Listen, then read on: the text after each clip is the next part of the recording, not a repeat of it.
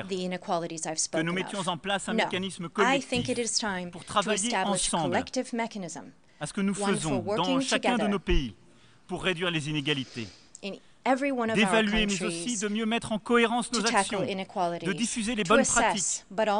Je propose ainsi que les institutions internationales, les Nations Unies, mais aussi bien sûr l'OCDE nous appuient dans la mise en place de ce mécanisme sur lequel le G7 devra être moteur. Pour gagner contre les inégalités, nous devons précisément changer de méthode. D'abord, revoir nos règles.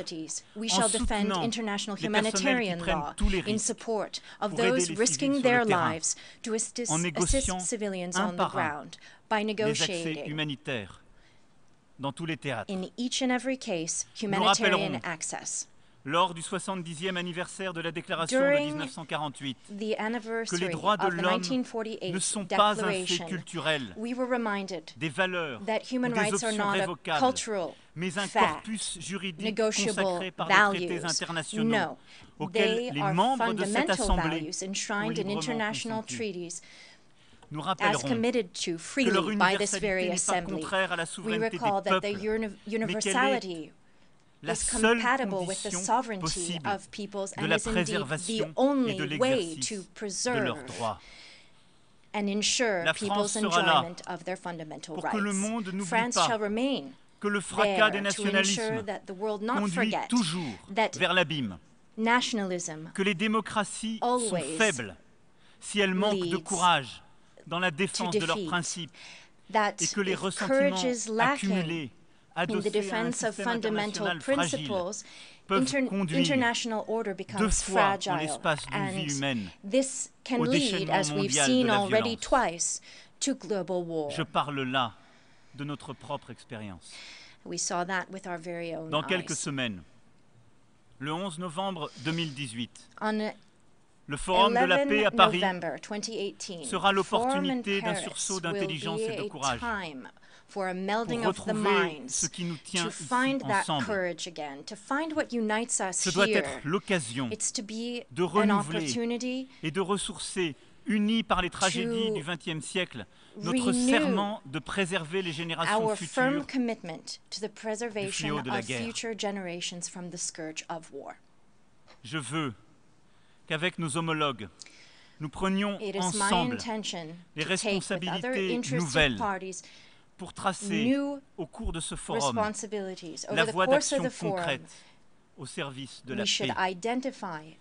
Je sais, mes chers amis, que beaucoup peuvent être fatigués du multilatéralisme. Je sais que dans un monde où l'information s'entrechoque et où nous sommes en quelque sorte de manière décomplexée, entrer dans une société du spectacle, où dire les pires choses consiste à être à la mode, à faire les nouvelles, que dénoncer les conséquences dont on a chéri les causes peut créer des succès d'estrade. Je sais que défendre la coopération et le multilatéralisme peut ne plus être à la mode. Alors ne soyons pas à la mode. Parce que nous le devons à ceux qui nous ont permis d'être assis là. Parce que n'oubliez jamais que les génocides qui ont fait que vous êtes là aujourd'hui, ils étaient nourris par les discours auxquels nous nous habituons. Parce qu'ils ont été nourris par les succès d'estrade que nous applaudissons. Parce que nous sommes en train aujourd'hui which de are voir se even délisser fueled ce droit by certain international, divisions toutes that les I formes de spoke of coopération, earlier, comme and si de rien indeed n'était, the erosion of par the peur, global order, par which I complicité, spoke of parce que ça fait earlier. bien. All of this Non. happens because we Moi, je turn n'y our résous head. pas. We Parce que je turn viens our d'un heads pays qui a and porté ces we remain déclarations qui nous font complacent. là. But that is Parce not que what je I viens d'un intend to do. pays No, that is qui because se I tient debout, qui come a from a fait country beaucoup d'erreurs, which is, yes, we've made a beaucoup lot de of mauvaises mistakes. choses, My country mais has qui made a a lot of su mistakes. tenir à chaque But moment it is de a son country histoire et de which, l'histoire at every internationale, turn of its une forme history and in d'universel. international history, C'est aujourd'hui, has c'est thought maintenant. of that very Alors ne principle vous of habituez pas. universality. And so N'acceptons please, pas don't get toutes used ces to it. formes Don't become d'unilatéralisme. indifferent. Chaque jour, Do ces pages not déchirées, accept the erosion ces of trahisons à notre histoire. multilateralism. Moi, je ne m'y habitue pas. Don't Alors je vous le dis très accept clairement, our history le siècle unraveling. qui s'ouvre nous I'm regarde. not getting used to this, Et and I'm nos not enfants nous turning my attendent. head to it. Réglons les crises. Our children are watching. Œuvrons ensemble Let us address the à lutter crises. contre toutes Let ces us work inégalités. together to combat Mais all of these faisons-le equalities. à hauteur But d'homme let us et do avec this on a l'exigence de nos human principes, level de nos histoires, and avec mindful notre of the universalisme principles chevillé guided au by our corps. history En tout cas, ce and the sera mon principle of engagement devant vous. Et pour universality cela, and je compte sur vous. universalism. That is my commitment to you, and I count on you.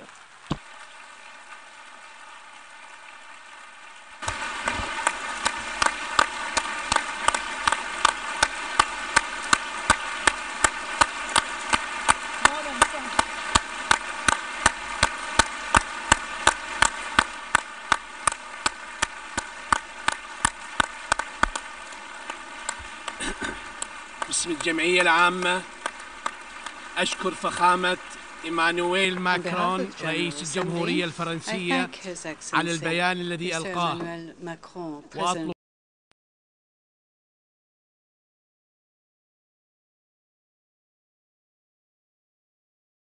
secondary audio circuit for the Reuters live service.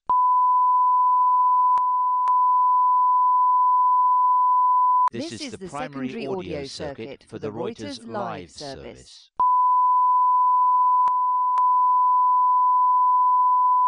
This is the primary audio circuit for the Reuters live service.